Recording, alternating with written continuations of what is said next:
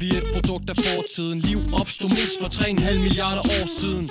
Dengang var det kun bakterier, der var her, men efterhånden fik vi en unik rigdom. Milliarder med morfologisk varians og forskellige gener.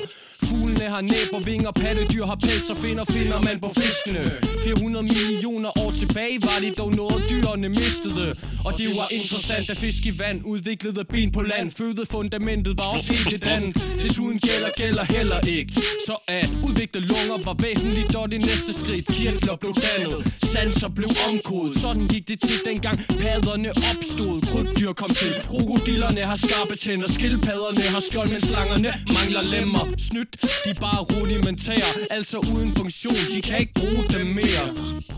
Ligesom vores haleben. Så i dag kan vi nemt observere nogle sande trin. Et næbdyr ligner noget fra et eventyr. Bæver, fisk eller and, hvad er det for en skæg fyr? For selvom det er et pattedyr, lægger den æg. Og selvom det ikke er en fugl, har den et næb. Flyvende hunde gør ikke kaoset mindre, for det var ikke på grund af fuglene. De fik deres svinger, miljøet gjorde arten kompetent. Hvis den fløj som dem, uafhængig udvikling, som kaldes konvergent. Taxonomi er et ømtåleligt emne, for der findes også fugle, der er for tunge til at lette. Eventuelt kan man så svømme, som det ses ved en pingvin, mens en strus kan løbe 70 kilometer i timen. Seksuel selektion, hvad er det der sker? Farverige halefjer, whoops, og damerne der. Et andet rigtig godt eksempel er den blåfodet sule. Nexus baby, det er så poppet for fugle. Fra Trias til Kridt og dinosaurer på kloden. Og her var fjerne også med til at give varme til blodet. Bang! Tænk på et meteornedslag er grunden til, at homo sapiens er på denne jord i dag. Shit.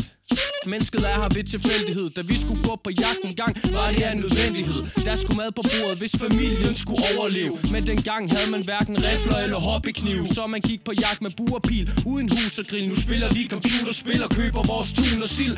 Evolution. Vi er gået fra et samarbejde til hver især side bag en skærm og spille Counter-Strike.